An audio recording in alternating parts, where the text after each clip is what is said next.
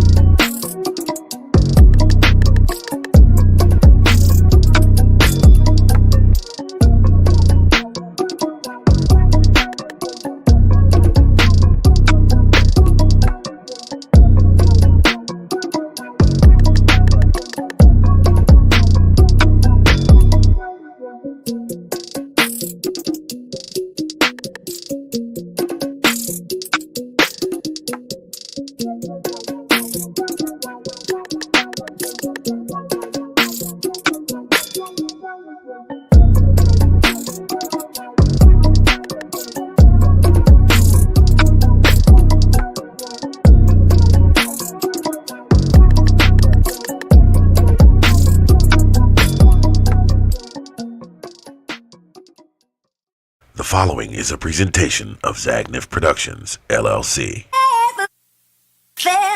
Are you listening? Damn.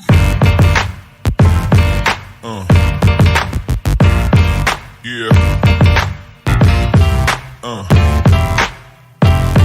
Yeah. Yeah.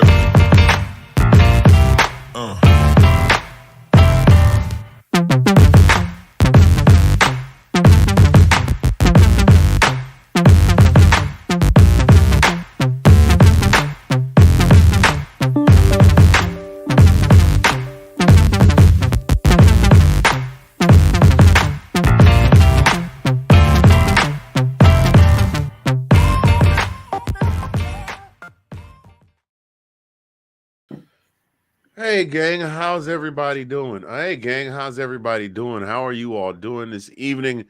It is Tuesday, not our regular broadcast day, but we are here, and we are here. It is your guy, Mr. Fingers, coming to you live from Zagnif Central, live from the 405, where the wind comes whipping down the plane.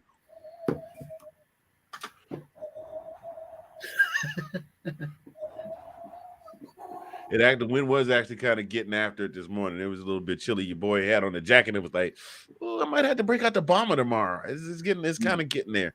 Winter has finally come to, well, not Winterfell, but y'all get what I'm getting at. Yeah. Anyway, Yeah. I am Mr. Fingers live from Zagnif Central. That guy over there, that guy right there, he is the brother from another, the sexy mother Hubbard, the ace of base in the place, in your face. Trash day was today. We got it covered. Colin P. from the DMV. How you doing, my guy? Hey, man, I'm good. I'm just trying to, like I said before, it's pouring down here in Northern Virginia and the DMV here. It's running like the wind and like you're talking about the wind through the plains. I feel like I'm out there with you. The wind is blowing the rain sideways. But I'm doing well, man. Doing good. Had a pretty good weekend. Do you have the little bitty rains coming up from out of the ground, like when Forrest Gump was traveling through Southwest Asia?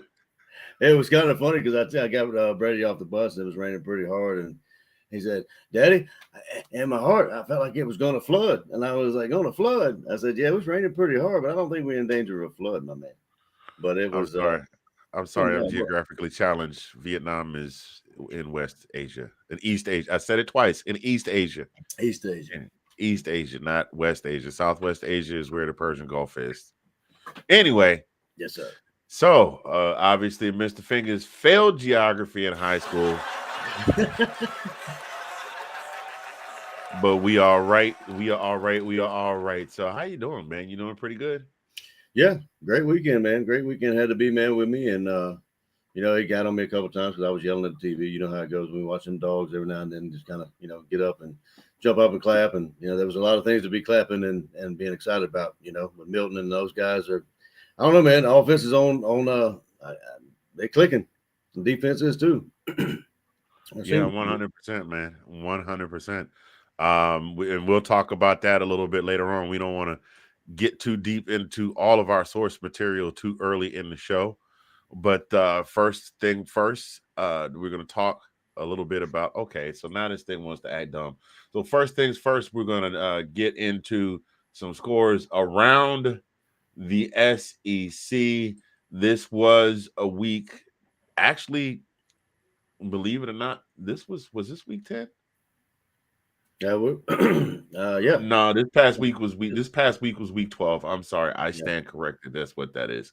This past week was week 12. We did have this thing. Now look, I had the scores pulled up and I had the scores pulled up, and now all of a sudden the scores want to start the score page wants to start playing ads. Of course, first of all, Alabama, who we are slated to play in Atlanta in 2 weekends from now. 66-10 over Chattanooga. It was expected. I mean, what more could you expect? They were going to beat up on Chattanooga, although Chattanooga is a decent team. 4-2 in their conference, 7-4 overall with the loss. So they're not having a terribly bad season, but it's Alabama. So Alabama beat up on them. Jalen Milroe had 197 yards and 3 touchdowns. Yeah. But how about this? UT Chattanooga had the leading rusher with 104 yards, and one Mr. Appleberry had a great day. The prodigal son, who has not come back home, who won't be coming back home, Jermaine Burton, had 105 yards on 3 receptions and a touchdown, so he had himself a big showing. Congratulations to him. Anyway, Missouri did their thing against Florida, although Florida did play them very tight. It was a 2-point game altogether. Schrader, of course, being Schrader, 148 yards, 23 carries, 1 touchdown. That kid's insane. He's going to get, and the messed up part is NFL being what the NFL is with running backs. He's probably going to get drafted like in the mid to late second round. Is he going? I mean, like, what is it? He's a senior. Oh, he's a senior. Okay, all right. Yeah, he's going. He definitely go. If he doesn't go this year while his stock is high, I mean, the way the NFL is. Yeah, that's true. The way things are with running backs in the NFL, if he doesn't go now while his stock is high, he's going to wind up being a 3rd or 4th rounder next season. So Brady Cook with 331 yards and a touchdown, and Luther Burden 158 yards on 9 receptions.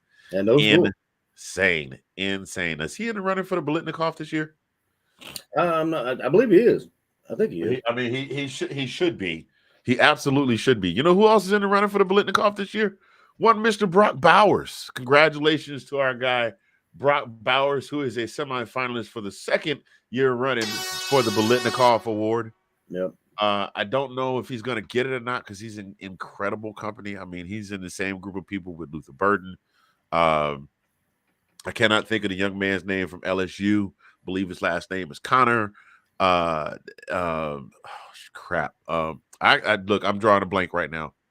Work has fried my brain, y'all, and work has fried my brain. And today of all days, I had 0 prep time, and I will mix up a name or two. Unfortunately, I will mix up a name or two with prep time and cue cards. I had no prep time today, but yeah, in good company. Was it Neighbors or was it Thomas? Yeah, Neighbors. Yeah, okay. Neighbors, definitely. Luther Burden, Brock Bowers, Marvin Harrison Jr., of course, is in the running. So best of luck, best wishes to all the young men that have been nominated for the Biletnikoff. But getting back to our scores here, our SEC scores, Missouri ekes one out and pretty much assures Florida of, unless they pull out a miracle next week against the Seminoles, being in a bowl drought and having a losing season. The Mhm. Lane Train rebounds against UL Monroe, 2-9 UL Monroe, by the way. Uh, Ole Miss winds up putting a 35 up on UL Monroe. Jackson Dart 310 and 3 touchdowns. Um, and Wade with 108 yards on 7 receptions and a touchdown himself. God, just the weekend of insanity. Honestly, to tell you the truth, LSU 56-14, Yep. Mississippi State 41-21. Texas A&M wins. I guess this was win one for Jimbo weekend. I don't know what that. I mean, of course, we expected them to beat Abilene Christian, but still. Arkansas comes up big against Florida International. Even though it was a throwaway game for Arkansas, they really needed that. Yep. They really did need that. And South Carolina So how about this game? puts a W in the win column. I think I called that one. I think I called South Carolina, but I mean, this is a lower scoring game than I thought it would be. I thought it'd be more of a shootout, but not me, not really. I got to be honest. South Carolina has been on the struggle bus all season long, and Kentucky has been on a downslide since. I heard somebody say that Georgia has a tendency to beat teams twice, and by that, in the last couple of years anyway, by that I mean that Georgia, they start out strong and then they play Georgia and lose, and then that's pretty much it for the season. And this has been the third year running now. I remember a couple of years ago, Kentucky came into Sanford, and Chris Rodriguez was the hot running back, and Levis was lighting it up. We were both undefeated. We were 6-0. Of course, Georgia took care of business, shut Kentucky down, and their season was basically, I think they wound up finishing the season with 7 or 8 wins, and that was about it. And Kentucky has not won. I think Kentucky has won one game since they played us, if I'm not mistaken. That's what I'm saying. Is like they were saying that every time that they say a team was supposed to give us a challenge, we'd beat them, and then they would kind of go, go downhill for one or two games, and they would kind of right the ship a little bit to win the last couple games of the season, but not this year. But 100. That's a 100. The only team in the SEC that I guess nobody told them that this was the weekend they were supposed to show out. Hugh Freeze, what are you doing, man? Auburn winds up losing to New Mexico State, who, by the way, is 9-2, so they're no slouch. But we're talking about Auburn here, the same Auburn that is going to be playing Alabama next week. And not only did they lose, they lost big by a score of 31-10. And they lost 1.8 milli to watch themselves get beat. And they lost at Jordan Hare at home. At home, yeah. I mean, I don't think you can get much worse than that. Listen, if I pay somebody $1.8 million and say, I want you to come to my house and we're going to fight. And I'm going to bring all my peoples. Whatever peoples you got in the area, they're welcome to come. You got any people that's got tickets, they can come. But we're going to fight. We're going to fight right in my backyard. I'd be damned if I'm going to let you beat me in my backyard in front of my peoples. And pay you money after doing it. And pay you money to do it. They paid somebody money to come in their house and whoop their behind. Nah, fam. Nah, I'm with you there, 110%. Absolutely. I am just saying. But can we please for a minute stop to admire the madness that was Jaden Daniels again? He had another hell of a game. Last week he put up 600 yards. This week he puts up almost 500 against, I know it was Georgia State, but he put up 500 yards against Georgia State. He had a total of 413 yards passing and 6 touchdowns. And then he had another 10 carries for 96 yards and another 2 touchdowns with his feet. Absolutely insane. Neighbors had 140 yards receiving on 6 receptions for 2 touchdowns. That's ridiculous. Jaden Daniels, man, look, I know you play for another team in the conference, but Jaden Daniels, it has been a ball watching you play down there in Death Valley. Wasn't that a record? Did he tie the record at LSU with big guy that dang, I'm drawing a blank. The quarterback is there before him. Who was that? Joe Burrow, Yeah, you mean? Burrow. Yeah, Burrow. Sorry, I'm drawing a blank. I believe so. I think he did that last week Okay, because he threw for I say 600. He like per did. game. Like I mean, this was 8 touchdowns in a game in one game, and this is Oh, you mean total touchdowns? I'm yeah, not yeah, sure. yeah. I'm not sure. I'm not sure. It was a crazy busy week. It was a crazy busy weekend. Mrs. was out of town. I was trying to get the house together because she was coming home on Sunday. So I only got to watch the one game. And when I say I watched no replays, because Sunday was run around last minute stuff Yeah. before she got home. Before I went to pick her up from the airport. I mean, that was it. That was all. The only two games that I laid eyes on or did or watched any game reviews was Georgia Mm-hmm. and last night I watched one half of the Kansas City game before I fell asleep. Oh yeah, I've been there. Trust me. That's it. That's it. But Jaden Daniels is it's absolutely insane. In other associated news, there's an air horn for Jaden Daniels. In other associated news, there was some talk. There was a lot of talk about were there going to be any shakeups at the top. Were there going to be any shakeups at the top at all? Because you know how things go. It's the end of the year. Somebody always drops one. Somebody always manages to drop one unexpectedly somewhere between week 10 and week 13 that you Yep. thought was just going to run the table. And guess what? For the first time in ever that I can remember, that didn't happen. Ohio State, big up on Minnesota. Kyle McCord, serviceable but not impressive, but you know they got the job done. Right. Michigan beats Maryland. That was a surprising game to me. Maryland held tough there for a while. Oh yeah, I know Nate is going to be talking about this one for years to come. Shout out to our guy Nathan Snell Yep. of Big Nate Sports Talk. He's on all the time, every time. You can catch him right here on the YouTubers. He used to do multiple nights a week. I think now he's only doing 1 or 2 nights a week, but he's also now a correspondent for one of the I believe it's one of the WNBA teams. He's very big into WNBA reporting.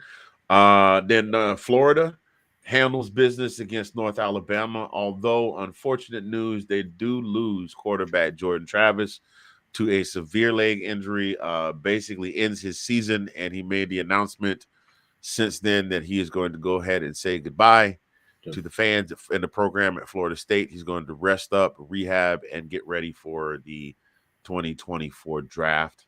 So that is the last that we will see of Jordan Travis in a college uniform as a member of the Florida State Seminoles. Well, that's good because I saw. I'm glad to hear you say that because what I saw, I didn't read too much into it, but they said that waves goodbye to his football career is what I saw, but then I didn't read too much into it. So I'm glad to hear that it's just college, from Florida State. You've done all of that. You got to at least take a stab at it, man. You got to at least take a stab at it. That was a horrific injury, though, man. Oh my gosh. Yeah. So moving on here, Washington remains undefeated with a squeaker. They were the only ones that really kind of had the squeaker. I know Michigan and Maryland kind of went toe to toe, but Michigan at least won by a full score. Oregon State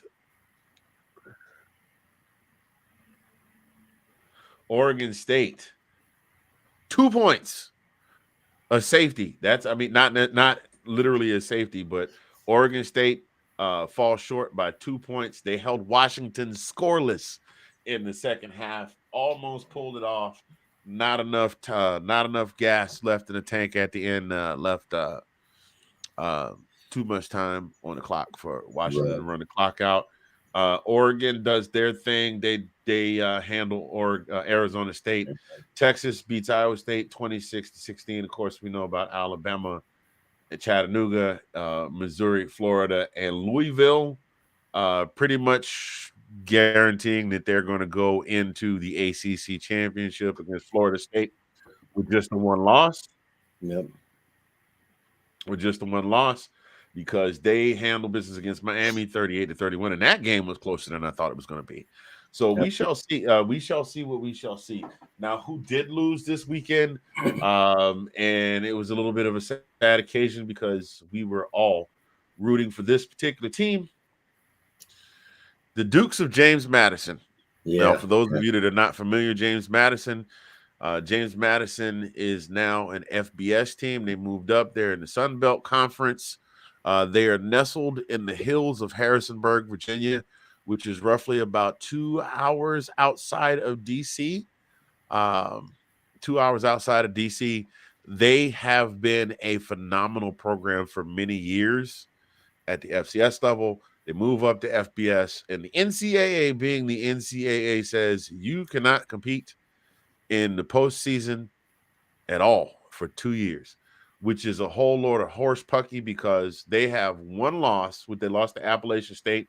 Yeah. Appalachian State. Why is it always like every 4 out of 7 times there's some major upset? It's Yeah. always App State, man. It's App State, and App State just doing App State things. Yeah. They beat James. play spoiler all the time. Yeah. Yeah, who was it they beat? The big one was Michigan many years back. That was the huge one. But they beat James Madison. James Madison now with a blemish on their record, 6-1 in the conference, 10-1 overall. If the NCAA would allow them to play in the postseason, they'd be playing Troy for the conference championship. But guess what? They can't do that either. So that begs the question, do you think it's time for the NCAA to look at and revamp some of these rules? Colin, I'm going to pass this one to you because I have been running my mouth. I mean, I've been running my mouth like crazy since we started. I've been talking for 20 straight minutes. No, it's all good. No. But I'm saying that was a new rule to me. I didn't realize that once you declared or came into the FBS that you had to sit out 2 years for a bowl game. That is absolute horse hockey. Because I mean that if you're there, you should be. I mean, I don't know what the purpose of that rule is. I mean, like I don't understand why you would have a rule like that. Like I mean, if you're FBS, I mean, you're one lost team. I mean, you should be into how many ever bowls we have. I mean, there's a bowl that you can they can fit you in all the bowls they have going on now. You know what I mean? Yeah. Well, that's the thing. They appealed to the NCAA to see if they could get relief, so they could get some sort of relief measure, so they could at least compete in a bowl game. And they told them no. Wow. They did. They petitioned to NCAA and said, "Hey, look, okay, we can't play in the postseason. We get it. It's our first season here. We don't want, God forbid, we upset your precious apple cart and win our conference and maybe get a slot in the CFP," which we also knew they weren't going to let them happen. You'll notice that the CFP didn't rank them any higher than like on the bottom half of the top 25. And it's not without their champion. I mean, like, there's a lot of people that are champion for them to play a bowl game. One, Pat McAfee, he was. You saw him this weekend, right? Let them play. So he kind of showed his behind. But oh yeah, they 100% should be allowed to. They 100% should be allowed to play in a bowl game at least. Let them play in the conference championship and let them play in a bowl game. Absolutely. I mean, at the very worst, okay, you can't compete for the CFP, which they weren't going to do anyway because they weren't going to rank them high enough for them to be able to compete. Right. But at least let them play in a bowl game. These kids have worked hard all season. They worked hard winning all the coaches and everything. I mean, not that all those guys have been playing there for 20 years, but kids that have come through that program have worked very hard to build that program up and win national championships and bring attention to that school. Of course. Yeah, no, I agree. The least you can do, and look, they're making money for the NCAA. Well, I don't know if it's for the NCAA directly. Actually, they are, because some of their stuff is licensed to the school, and the NCAA gets a little piece of that. So they're making money for the NCAA. The least you can do is you go play a bowl. Yeah, and I guarantee you the fans would love that, and they would travel well wherever that bowl was. I guarantee you they would have those stands would be 100%, man, 100%. There are people all over the place that are JMU graduates who would love to see JMU play in a bowl game. Absolutely. And look, I watch this. Watch this. You know what it'd be? What would be sweet vengeance? Would be for in 2025. Actually, they'll be eligible. I think it's next season they'll be eligible for them to compete, for them to wind up getting one of those at-large conference bids. Yeah, they run the table. They run the table to get an at-large conference bid and upset some blue blood. That's what the problem is. Yeah. That's what the big scare is. Think about And that, that's what they're afraid of. bro. Think about. Could you imagine they get an at-large bid and they go to Death Valley and beat Clemson? Oh, that would be. Yeah, yeah, yeah. I mean, look at the. I mean, I'm just looking at the teams they played. I mean, they beat Georgia Southern. They beat Marshall. They beat Old Dominion, Georgia State, UConn. Appalachian State beat them, but they've got Coastal Carolina next. They beat Utah State, South Alabama. I mean, that's a decent resume for them. You know what I mean? For them to only have one loss. Yeah, But 100%, man. 100%, and well, they should be allowed to play. But of course, the powers that be are not going to let them, and they're not going to relent because it's just a bunch of old guys sitting around in a conference room smoking cigars and patting themselves on the back on how much money they're raking in yeah, behind the strength of their blue blood programs. And don't get me wrong, as a Georgia fan, I love to see Georgia on this 3-year win streak, this insane 3-year win streak. But you hmm know what? If a team like James Madison busts their hump and makes their way to the college football playoffs and maybe makes a little noise, I wouldn't be mad at that either. I mean, I would hope that they don't beat us, but still, I wouldn't be mad at that either. Could you imagine this time next year, Georgia facing off against James Madison in yeah, the national championship? that'd be crazy. I You know how mean, crazy that would be? Think about it this way. Remember 17 years ago when George Mason made the Final Four? yep, yep. And all of a sudden, enrollment at George Mason exploded. I'm sure. Yep, And now that campus is about maybe 1.5 times the size that it used to be because the enrollment has just gotten so big. yep. Absolutely. I mean, they revamped Yeah, the Patriot Center and everything. yep. Draws the attention and gets the school money, and as well as I do, more money brings more athletic talent. So Yeah. Or Shaka Smart when they made their Cinderella run in 2010, 11, whenever it was, and mhm, how that brought attention. It's crazy. It's yeah, I mean, God, what's the worst that could possibly happen? More kids enroll at JMU and they all of a sudden build a powerhouse program in the state of Virginia. no doubt. I mean, look at the. I mean, I'm just thinking right now. Look at them. They have more, I guess, more exposure or not exposure, more attention on them than Colorado. Really, you know what I'm saying? They're actually doing better than Colorado. You know what I mean? And they just came into Yeah, that's the that's a whole nother ball of wax. sure. I'm not going to pile on the dog pile for Deion No, Sanders, that's not but my intention. I'm just saying, like that was a big hubbub about them at the beginning of the season, and then it's yeah. kind of sad that JMU's kind of did what they did and kind of pushed the wayside, pushed to the side, and you know, Oh but yeah. I'm not The piling first on by any stretch, but I'm just saying, Oh no, no, no, no, no, no. I was just gonna say there are some things that I could say about some, you know, as someone who's a fan of Deion Sanders as a football player and Deion Sanders the personality. I yeah, rooted for him when he said he was gonna coach and he did great things at Jackson State. And then he wound up going to Colorado and I said, go show him how it's done, coach. And let's be honest, he exceeded expectations. I mean, they only won one game last year. They won 4 this year. They did not look great doing it at yeah, times, right, and they still have a long way to go. But I'm not going to pile on what he's dealing with right now in terms of yeah. the swagger is gone. I mean, it was bound to happen eventually. It's like that movie, The Great White Hype, Yeah. when they Well, what brought the kid surprised in. me is like all They these brought, guys are actually out in it for themselves, and I mean, he even said that, and it's well known that the guys are just about them, and it's just it's kind of disheartening and kind of sad that that program had turned into that. If that's the case, I mean, that's what we're hearing. But from what he and this is another question. I mean, this is this week in Georgia football, but like the vacancy at A&M, do you think he might be? nah, Nah, he ain't going nowhere. nah. Okay. Nah, People are he's pushing the SEC. listen. He took a big leap going out to Colorado. Yeah, You think he won't get run out of town on a rail if he goes down there and gets them off to a 5-0, 6-0 start, and then the wheels fall off? You think they won't run him all the way out of town? I guarantee you they will. yeah. I mean, I get that. I get that. But I'm just saying that the media and everything is trying to. It seems like they're just obviously speculation, all of it. But I mean, it would be kind of crazy if we did to try to take the Yeah. Fisher spot. Yeah, well, the speculation here's the real speculation. The real speculation is he's only coaching because he wants to coach his sons and get them in the spotlight for the NFL. That's very And true. if an NFL job comes available somewhere where they might be going, then he would wind up trying to get a head coaching job there. Yeah. But having said all of that, ladies and gentlemen, this is This Week in UGA Football. We have been rambling on for about a good half hour now. I am Mr. Fingers. That is Colin P from the DMV.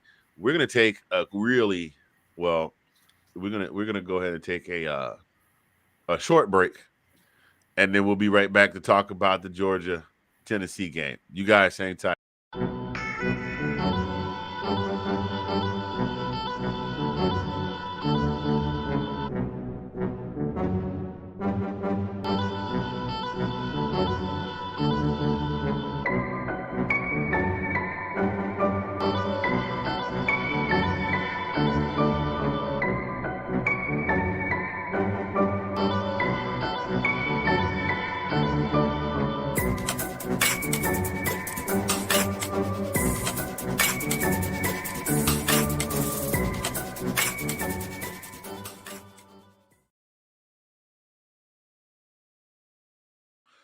And we are back. Thank you so much for tuning in to this week's episode of This Week in UGA Football. Mr. Fingers here, Colin P there. So, Colin, rumor has it there was a game in Knoxville this past weekend. There was. I heard about that. And supposedly the team that was hosting the game is they're known to have fits about certain things from time to time. You know what I mean? Yeah. Need to get deep.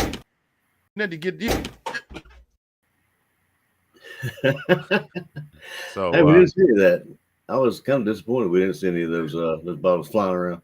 Figured we would have. Yeah, well, be honest, man. To be honest, they left. You know what I'm saying? They left a little bit early. They left around the second quarter.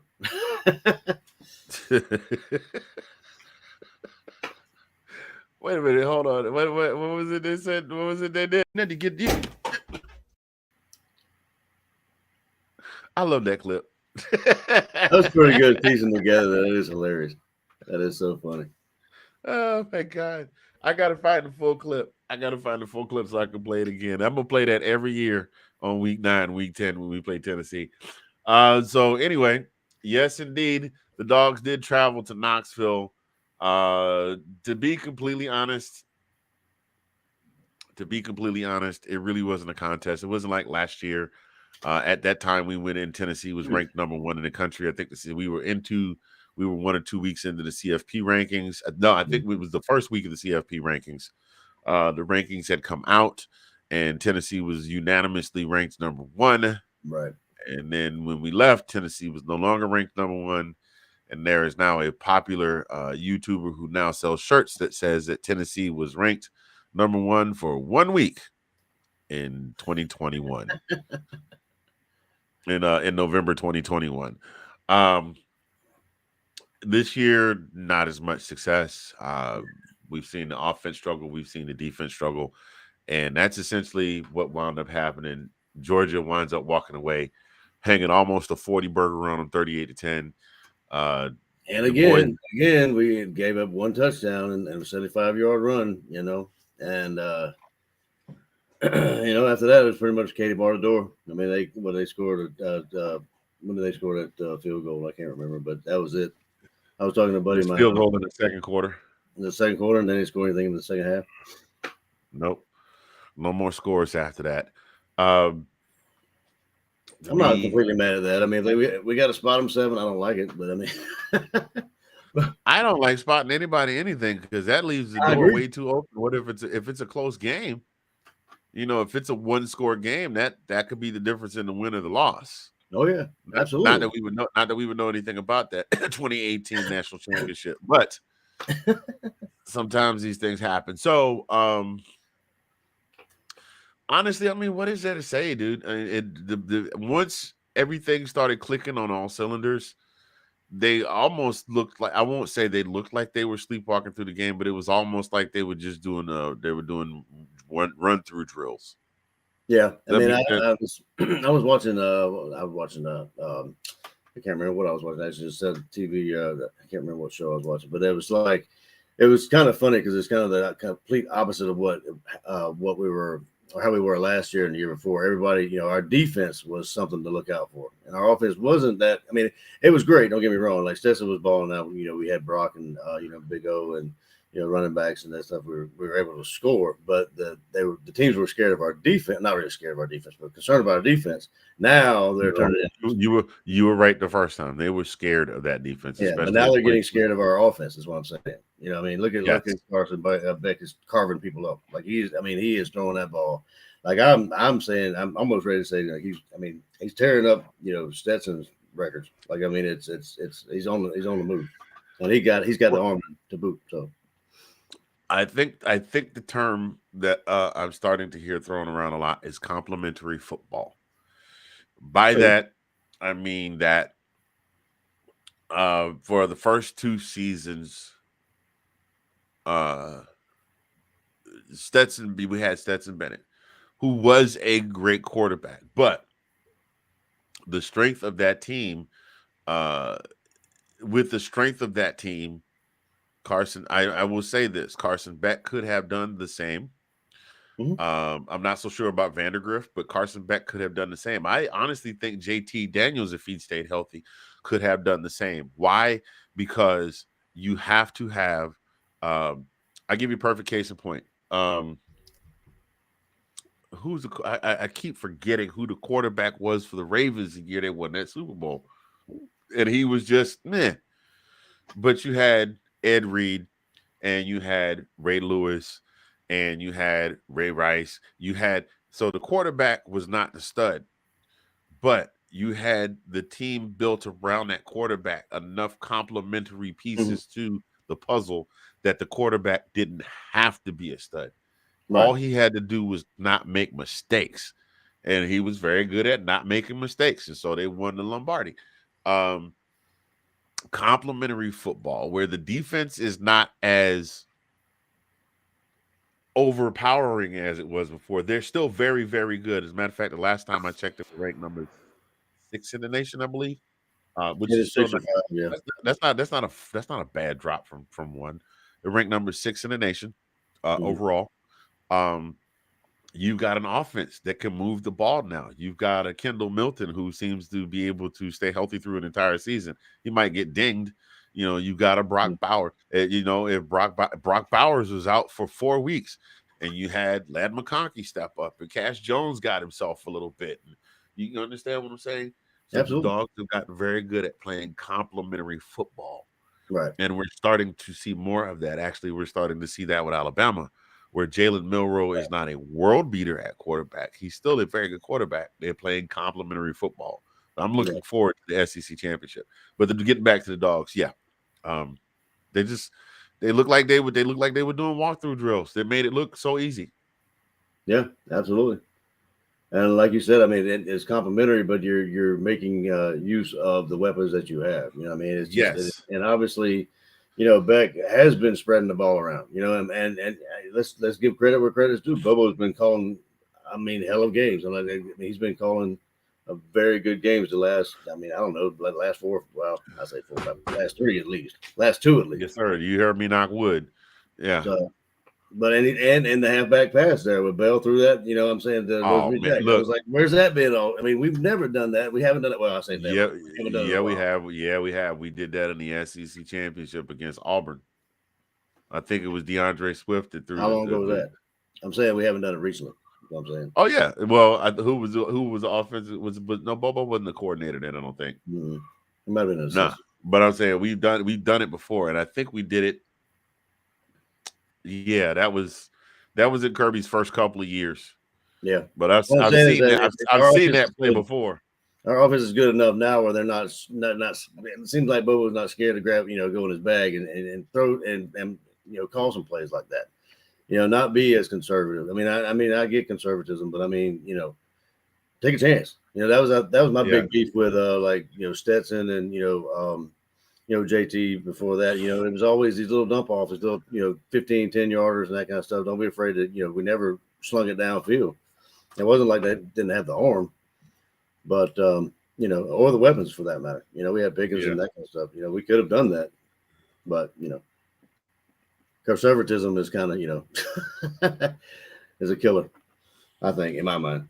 But It is 100%. And play to win the game, not to lose. Not to lose. The game. all day long. And what I want to see, I want to see more of those long passes connecting. Yeah. I'm tired of seeing Arians wide open out there and just dropping the ball. Or Rosemy Jack Saint, he's dropped a couple. Yeah. I want to see him haul them in, because if you can go out there and drop one on them and make them respect your offense, make them now oh man, they can hit us downfield. We got to watch out for that. That opens up you use the run to set up the pass, but now you've opened it up where they don't know if you're going to go deep, or they don't know if you're going to come right off right. You're going to send Milton or Edwards right off of right or left tackle, or a jet sweep or something like that. Hey, and Bell for that matter, Dylan Bell. He showed up now. Now you got to be worried about him. So he had a hell of a. Yeah, man, I agree with you. I think I'm trying not to talk about the Georgia Tech game next week. I'm really not, because I'm not. Now one thing, I say this like I say every year: do not look past Georgia Tech. There was just a couple of weeks ago where Georgia Tech was clicking on all cylinders, and all it takes is for them to show up and say, "We want to be the one to put the blemish on your record," and do it. Yeah, I agree. Now, who was it that said that everybody's one of the Georgia players said we're everybody's Super Bowl. So right, but so you're right. If we look past them, they're more than willing and more than able to jump up and bite us. So yeah, more than willing and able, but the question is how able. True. But it seems like this team is. We talk about resiliency. To me, it looks like they don't get bothered. It doesn't look like there's kind of a. There may be a sense of urgency, but it's like like you said, there's kind of like a walkthrough. They're used to this. They're used to this kind of, they get down that one score, or having trouble getting a couple scored on. But it seems like they're it's not a big deal. We'll come back. No big deal. But I hope that stays that way. So yeah, that's the thing that I have respected the most about this squad, is that for the first time in many, many, many years, because for a long time, and this is a big complaint with Coach Rick was the coach, was the squads were very good, but if you started to, if the opposing team started to take you to the woodshed, we didn't know how to look around and find some wood of our own. Right. We started to go into panic mode, and then that's when we started making mistakes. Exactly. But this team is like, you got a stick, I got a stick. You got a rock, I got a rock. Yep. You know what I'm Even saying? keel, baby. Even keel. That's right. Yes, sir. It's like Michael Douglas in Falling Down, where he picks up that machete. The dudes pull out the switchblade. He pulls out that machete. They run off. He's like, "You forgot your briefcase. You forgot your briefcase." It's a very good movie, by the way. If you haven't seen it, for those of you that may be younger millennials or Gen Z, you may not have seen it. It is a movie starring Michael Douglas. It is an incredible movie. I know this has nothing to do with UGA football, but just so you get the reference, go watch Falling Down. It is a great movie. Michael Douglas, Robert Duvall, Michael Douglas and Robert Duvall, and Rachel Ticotin. I don't know how her last name is pronounced. Ticotin. Anyway, it's a great movie. Came out in the early 90s. It's a great movie. I think I missed that. I've heard of it. I think I haven't seen it. I might have to go watch that. Oh, I think you'll like it. You should definitely check it out. Michael Douglas is basically a one-man show, and he's great. So anyway, there you have it. We got Georgia handles business against Tennessee. I started to say Ole Miss, and we played them. We played them the week before. It shows Exactly. you how. It It look shows you like the how. same game though, right? I mean, it's kind of the same. Well, a little bit different, but it's kind of the same. We hung a 50 burger on Ole Miss though. So, Yeah. but still, Georgia handles business against Tennessee. Next week we will take on Georgia Tech. At this point, we're going to take a long break. We'll come back, talk briefly about the Georgia Tech game. Then we'll give you the 2-minute warning. And then we will let you have the rest of your Tuesday evening. So we will be right back. Don't go far.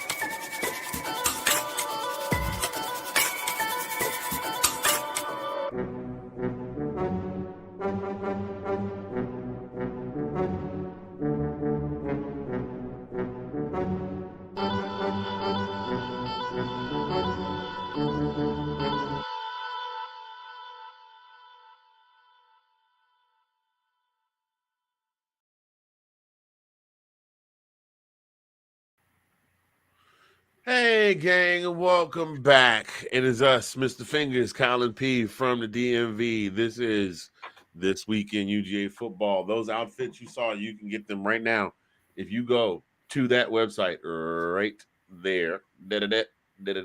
There. There we go. Up in the upper left-hand corner, hit that QR code, take you right to the website. Get what you want. It's nice. It's good stuff. Zagnif Apparel.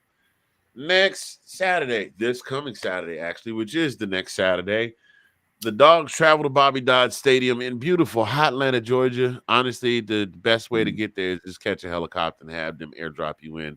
Traffic's For real. horrible. For what is that? Yeah, 405. What's the highway there? I can't even remember anymore. I've been so long since I've been down there. 485. 45. There you go. The 485 Beltway. That loop is horrible. Georgia Tech going to Bobby Dodd Stadium to take on Georgia Tech. Game airs 6:30 p.m. Eastern time on ESPN, and it may be simulcast on ABC. Colin said he saw somewhere it's on ABC as well. Keys to the game for this one, Colin. What you got? Hey, if it ain't broke, don't fix it. Do what we've been doing. I mean, honestly, it's as simple as that.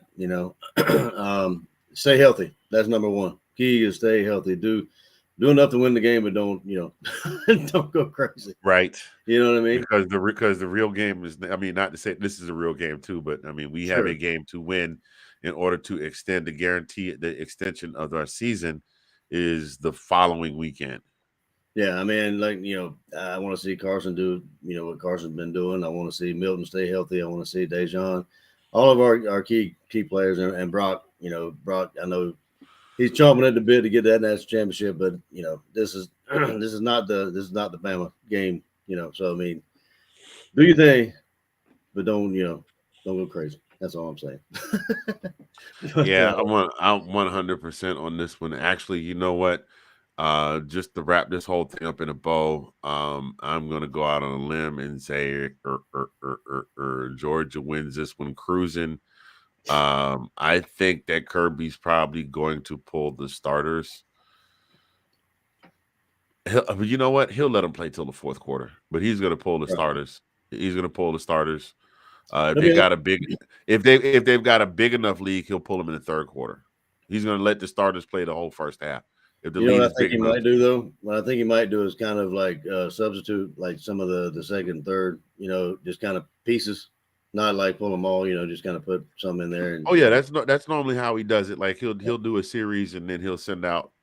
Yeah, you know what I mean. uh, And then they'll yeah, finally, depending on how it goes. I mean, I think what I said we were picked by 24.5. I mean, that's it is what it is. But you know, yeah. If they've got that big lead by halftime, Kirby's going to send the starters out for a couple of series and he's going to start plugging in second stringers. I wouldn't be mad at that. I want to see more of Vandergriff. Like, I mean, honestly, I want to see a little bit more of him. Didn't he come in? He came in last week, didn't he? For Yeah, he like did. maybe like 5 minutes left in the game or something like that. Yeah, he sure did. He 100% did.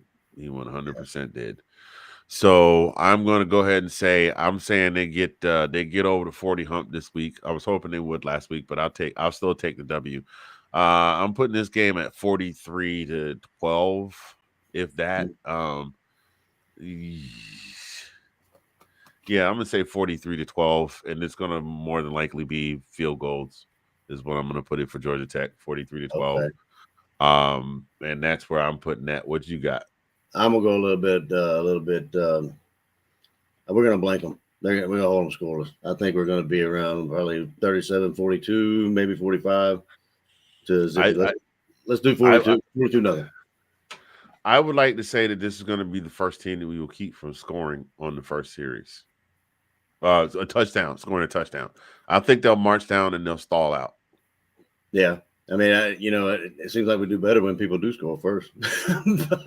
but Yeah, but I mean, it is like you said, don't fix what ain't broke, right? exactly. And it was funny because I was watching the Players Lounge. I don't know if you ever seen those reels by Aaron Murray. Those are hilarious. He actually does interviews with the players, the current players, like and older players on the couch and that kind of stuff. And but he was voicing my concerns, your concerns, like why do we insist on spotting teams we play in at least the last 3 or 4 games a touchdown.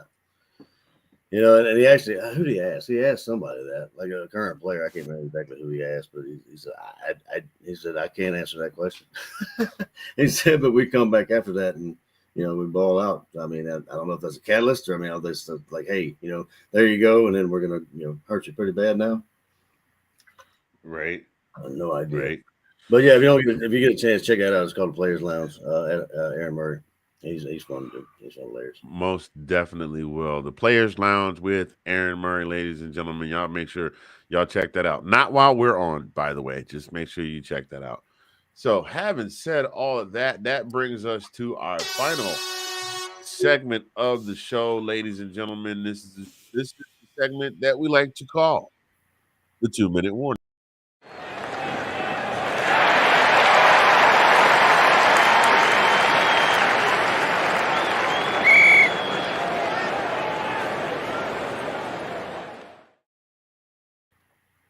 Indeed, the 2-minute warning. This is a segment of the show that we like to just give you a little something to take with you when a little doggy bag to take with you when you go or walk away from the show this evening. Sometimes funny, sometimes thoughtful, sometimes poignant. We could go the obvious route of Thanksgiving, but I think we're gonna veer clear of that one. I think if you've gotten past a certain point in life and you don't know what you're thankful for, then maybe you need to take a second look at your life because there's plenty of things that you could be thankful for, even if you're at the what you think is your worst point in life. I was 10 years ago deep in alcoholism. I had a really bad alcohol problem. I still had a wonderful wife. I had 4 beautiful kids. I still had some semblance of my health and strength, and I was working a job that I love. So, like I said, you can be at the lowest point of your life and still find something to be thankful for. So we're not doing that one. We're not going to do struggle plates. What are you eating for Thanksgiving? This is what I want to talk. This is what we're not going to do none. I don't want to do any of that. For my 2-minute warning, what I'm going to say is something. It's still Thanksgiving related though. You don't have to eat turkey. You don't have to eat a traditional Thanksgiving meal if you don't want to. You do know that, right? I mean, Yep. everybody, but it's tradition and it's black. Yes. And like Eddie Murphy said, and hey, traditions can and always do change, my friend. Traditions can change. It's okay. It almost makes me sick sometimes to see folks killing themselves for 2 days running around. But the grocery store, if I went in the store to buy some hamburger meat to make some hamburgers, I went in, I got some buns, some cheese, some meat, and I got some batteries for the microphones because I gotta do more shows this weekend. By the way, if you're in the Oklahoma City area, yours truly will be working at Triples Bar and Grill. They're not paying me for this plug. Working at Triples Bar and Grill, hosting the karaoke this Friday and Saturday evening. Y'all come through and see me. 8023 Council Road, right on the corner of 23rd and Council Northwest, across the street from Caddy Corner from the churches. Fried chicken, and directly across the street from 7-Eleven. Get at your boy. I was in there Perfect going spot. I'm sorry to cut you off, but perfect spot in between 7-Eleven and Church's Fried Chicken. Woo. right. Okay. Sorry. Perfect spot. Oh God, yeah, perfect spot because you know what sits right next to that bar? What's that? A dispensary. Oh. So perfectly legal in the state of Oklahoma. I do not partake, by the way. For those I of don't you either. like, what are you talking about? But you don't have to eat a traditional meal. And this year, my wife and I we're kind of kicking around that idea of not doing a traditional meal this year, just because it's so much work. And by the time you sit down and eat, you're just exhausted. And then Yeah. you got to clean up behind that meal, and you got to pack up all the food. And you got to try and pass off plates on people who are already full, and they got 2 or 3 other places to go, and they don't want no doggone food. They take it out of courtesy, but they don't want food either because they got food at their house. Right. They did Thanksgiving at their house, and they come to your house. They go to somebody else's house. They got 3 places to eat. Now, do what you want to do. Eat what you want to eat. I think we might have steak. Ain't no telling. Yeah, nothing wrong with that. Had ribs. Ribs would have been good, but we had ribs today. I don't want to do ribs twice twice in 2 days. But we'll see what we can come up with. But that's all I've got, man. Just and by the way, enjoy your holiday and enjoy your families. That's all I got. Absolutely. And gonna piggyback on yours about the not having the turkey, which is I love turkey. I think I love the skin more than the turkey meat itself, but me being and having like turkey and the greens and the macaroni, all that's well and good. But a past couple of Christmases up here, my parents come up here most of the time, if not all the time, for Thanksgiving. And my mom was German, so we've had rouladen. We had rouladen like a German, Thanksgiving. Well, German food for Thanksgiving. So we had rouladen and knödel and some other kind of German national dishes and stuff. That I've had growing up in my life. So to go on to your you don't have to have the turkey and the dressing and all that kind of stuff. You can do what you want. So and it's still good. It's absolutely. I mean, it's still. And let's look at it this way. I mean, Thanksgiving is more like spending time with your family. I mean, food's great, everything, absolutely, but spending the time football, food, and family, and it can be any food you want. Yep. So if you want to make it, fingers, I think if I'm not mistaken, I think my mom said she's going to bring up a Boston butt. So I think that's what we're going to have this year. Nice. Yeah, and we're going to have. If you want a Boston butt, then you have a Boston butt. If you want ribs, have ribs. If you want hamburgers, have hamburgers. If you want a pizza, have pizza. If you want to get something off of DoorDash, then by God, get you something off of DoorDash. You do not have to eat turkey just because, well, this is Thanksgiving tradition. It's fine. It'll be all right. Oh, yeah. It will be absolutely fine if you don't have turkey and stuff and all of that for Thanksgiving. Oh, yeah. I promise you the sun is still going to come up on Friday. I promise you. And you know what? I mean, like most of the people that actually cook that stuff, I mean, they don't really get a chance to sit down and enjoy the fruits of their labor and cooking, all that stuff. They're, like you said, they're exhausted, Right. They're eating and they're ready to go to bed, but then they're trying to stay up and be, and be good hosts and help you find what you're looking for and keep people from going in parts of their house they don't want people going in. No, don't go back there, baby. Come on from up out of there. Don't go in Big Mama's room back there. So absolutely. As long as I got greens, I'm good to go, brother. As long as I got my mustard greens, it doesn't matter. Yeah, I'm perfect. I am perfectly okay with not having a traditional Thanksgiving dinner this year. I really am, because that is that's the one day a year. Well, there's a couple of days. Father's Day, because my wife always cooks for me on Father's Day. But that's one of the 2 days a year that my wife is like, nope, I am 100% cooking. Like, we might flip a coin and we might Rochambeau to see who's gonna. That's rock paper scissors for those of y'all that don't know what that is. But we might Rochambeau to see who's gonna cook. But the 2 days when she's like, my turn, Father's Day, Christmas, Father's Day and Thanksgiving, and to watch her because she starts cooking, she starts prepping stuff 2 days out, and then she starts cooking the night before, and then she lays down, and then she's got to get up and she's got to check on this, and then we got to start making that, and it's like she's still trying to get stuff together by the time the kids come by, and she's exhausted. Then we sit down and eat, and then she's ready to go to sleep. Nah, Yep. fam. Nah, fam. Domino's Pizza. How can I help you? Yeah, send us 3 pizzas. Yep. And then I didn't think about it. Y'all still got You, that y'all still got that $6.99 2-topping pizza, medium 2-topping pizza deal. Bet. Send us absolutely. 3 of them. Absolutely. And then think about the You, turkey. Depends on how big the turkey is. You got to put that thing out 2 days before you cook it to thaw out.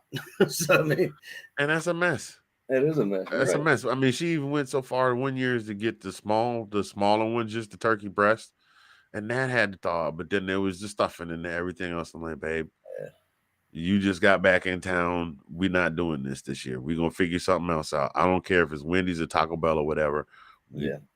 We need not do that this year. We can, if life lasts and we get another year, we can do next year, but not this year. There you go. Yep. Moral of the story: take care of yourself, be happy, and enjoy your family. But Yep. family football and what was the third one you said?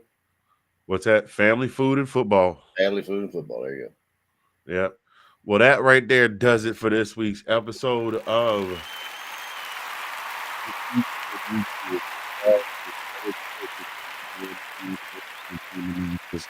those of you that are watching live now, those of you that are watching the replay later, we appreciate each and every one of you. Make sure you spread the word, tell people to come and see us. We will try very hard to be back on by Monday of next week. It's just our work schedule sometimes don't mesh. We wind up having to push it back a couple of days.